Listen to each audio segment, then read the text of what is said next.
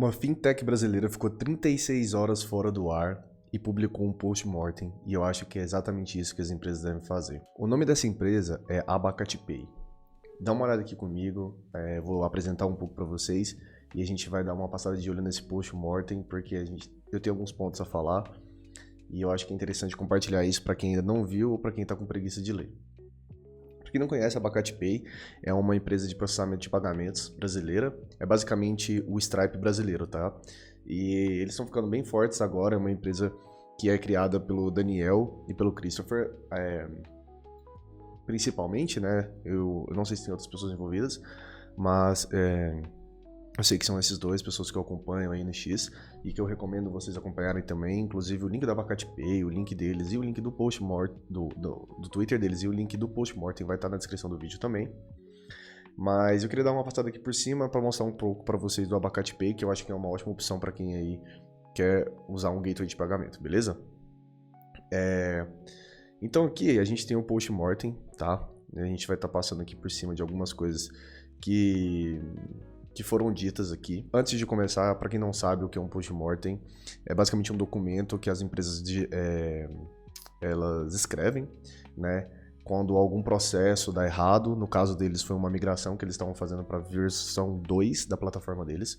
Então, não necessariamente precisa ser uma migração de algo, mas normalmente quando algo dá errado, ou algo que eles tentaram implementar, como eles resolveram um certo tipo de problema, enfim, eles entram em detalhes em como eles resolveram isso, o que aconteceu, como evitar. Já teve post-mortem da Uber, da Netflix, um dos mais famosos, se eu não me engano, é um da Netflix.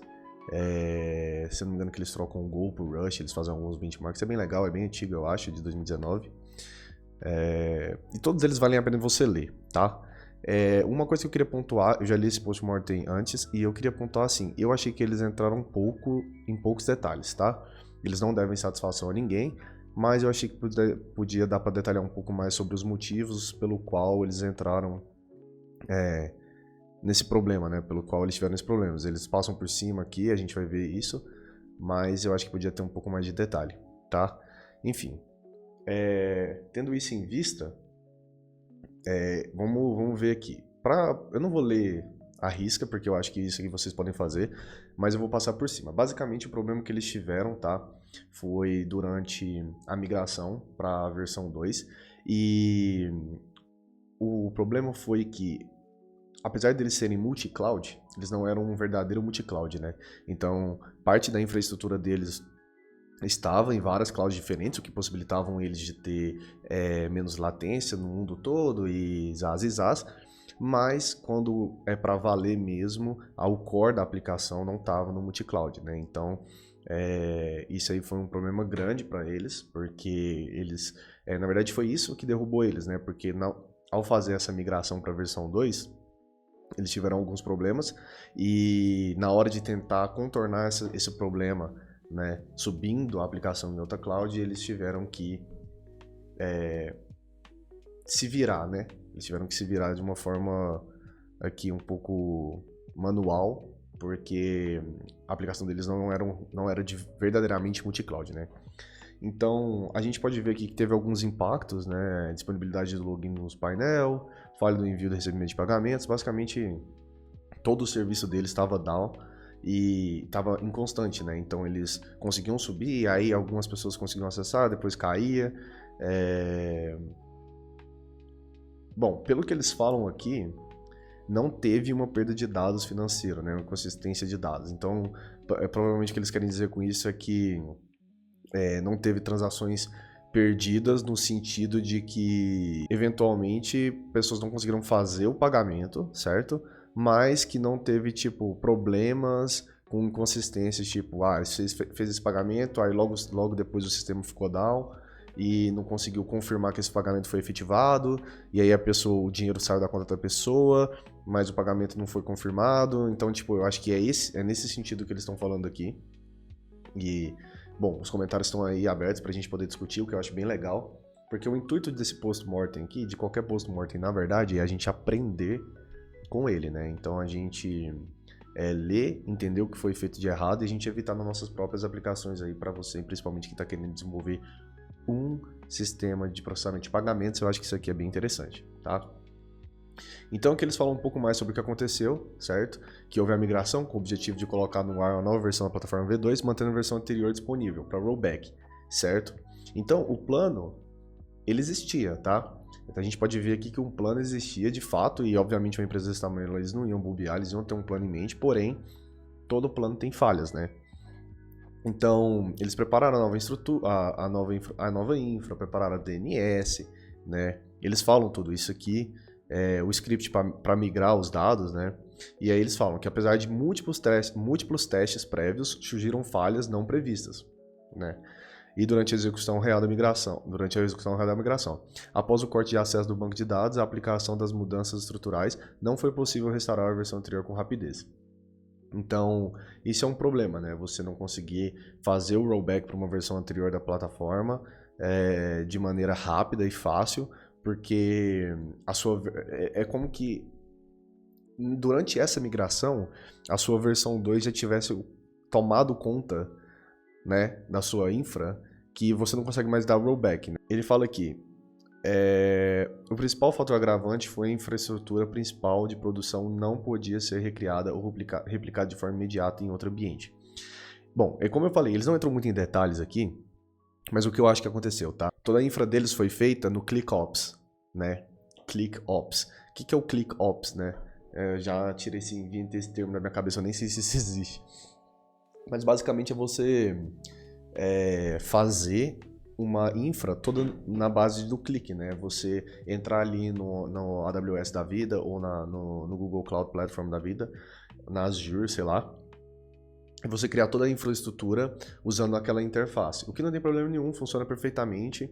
Porém, se você quer mudar de cloud e de provider depois, fica muito complicado, porque apesar de todas as semelhanças, o que muda basicamente de um provider para o outro é o nome dos serviços, você tem que fazer tudo no outro clicando também. Então, para você replicar isso, é basicamente impossível. Você consegue, obviamente, eu falo basicamente impossível pelo tempo, né? Porque eles precisavam agir rápido e fazer isso tudo no clique rápido, de forma eficiente, né? Para que não criasse uma infra falha, é muito difícil, basicamente impossível, certo? Você acaba criando um pesadelo, né? Outra coisa que também pode ter acontecido, isso aqui eu tô supondo, tá? São coisas que, como eles não falaram no post-mortem, eu estou supondo que tenha acontecido, tá?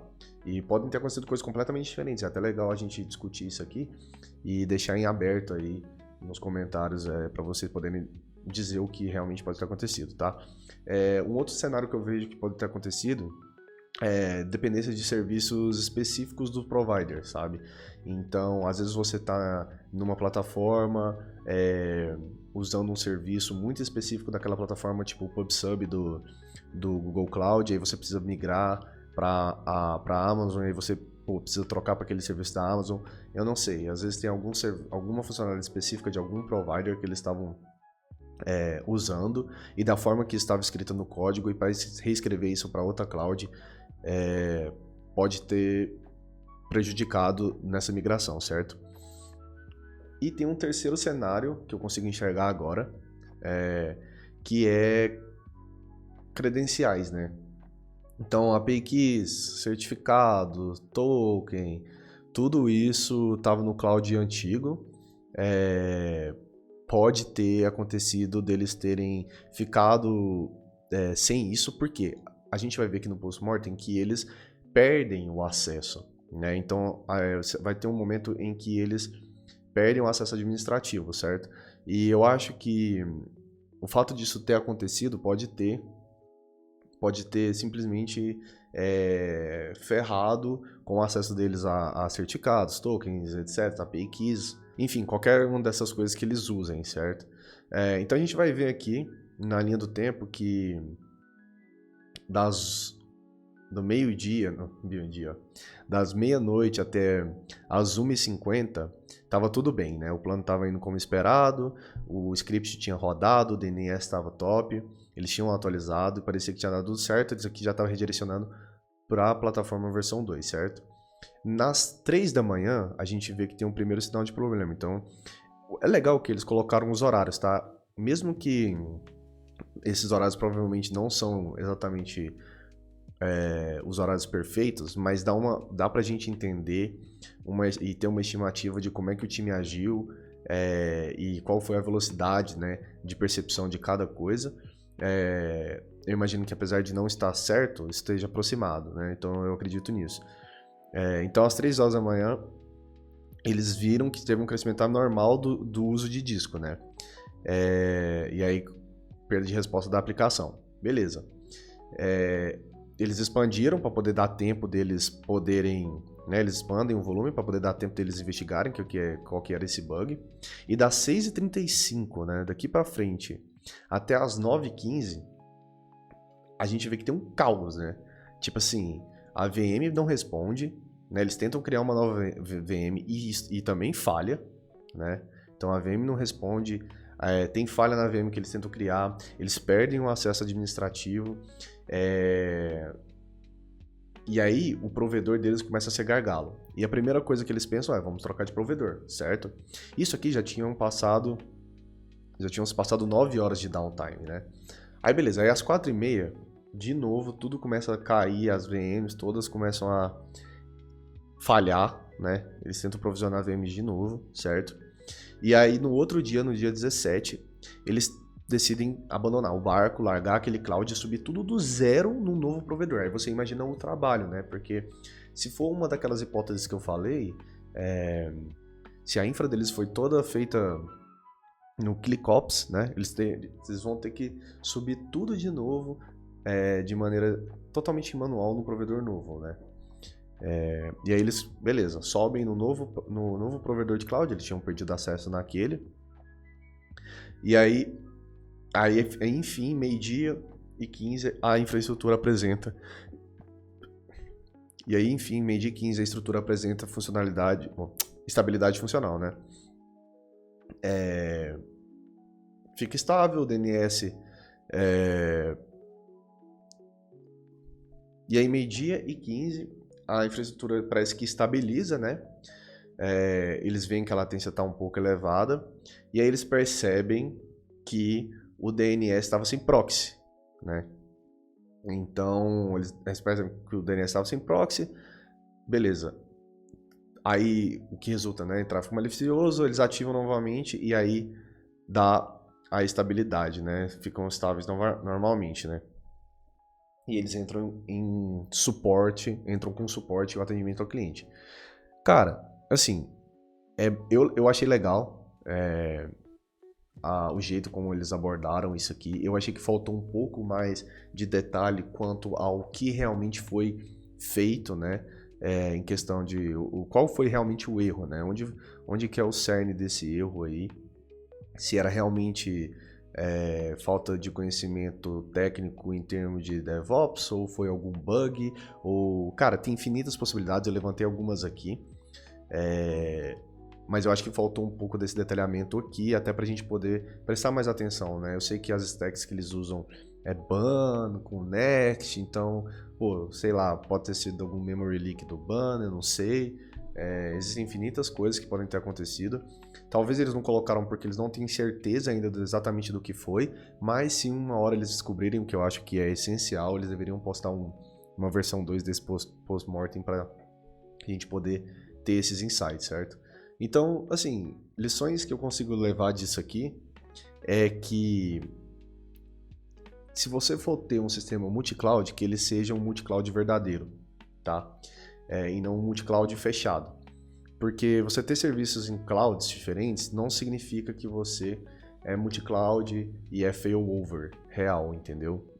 E se a infra crítica não está replicada, você não tem para onde correr, né? O fato de não ter um ponto de retorno também é algo que a gente pode observar, né? Então, eles cortaram o acesso do banco antigo antes de ter validado o rollback, né? Antes de ter validado que o rollback funcionava. Então, eles podiam ter testado isso melhor antes. Tipo, dado um rollback antes para ver se estava tudo funcionando, se ia funcionar como esperado. E eu acho que faltou isso também, pelo meu ver, né?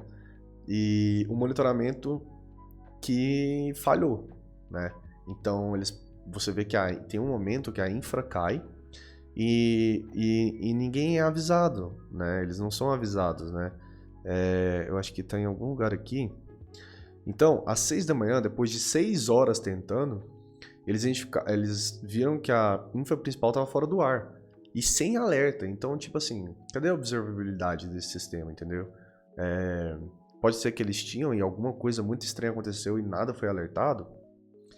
Cara, eu acho que eles não iam falhar nesse ponto, mas muito estranho isso aqui, tá? Isso aqui eu acho que eles tinham que ter entrado um pouco mais em detalhes. Mas é isso, cara. Eu acho que o que eles fizeram foi muito legal. Eu acho que postar esse documento aqui é muito importante. Apesar de estar ainda faltando algumas coisas aqui e ali, ter esse passo, né, essa iniciativa de postar esse documento e assumir a responsabilidade é muito importante. Eles não são obrigados a fazer isso, mas é legal compartilhar isso com a comunidade. E você também recupera um pouco da confiabilidade, né, com o cliente, porque ficar 2 dias off para um processamento de pagamento, uma empresa de processo de pagamentos, é muito ruim. Então, acho que postar isso é um passo legal. Então, eu queria dar meus parabéns aí pro Christopher e pro Daniel e para toda a equipe do Abacate Pay. E fica aí o meu adendo de, eventualmente vocês escreverem, destrincharem melhor o que exatamente aconteceu, né? Entrar mais em detalhes técnicos, se possível, para que isso evite ainda mais que isso ocorra em outras empresas, né? Deixa aí nos comentários o que você acha que pode ter acontecido, se você concorda comigo nessa análise e o que você achou desse post-mortem e quais outros post-mortems você já leu que acha interessante compartilhar com o pessoal aí. Se você já passou por algo parecido também, deixa aí nos comentários e a gente se vê no próximo vídeo. Valeu!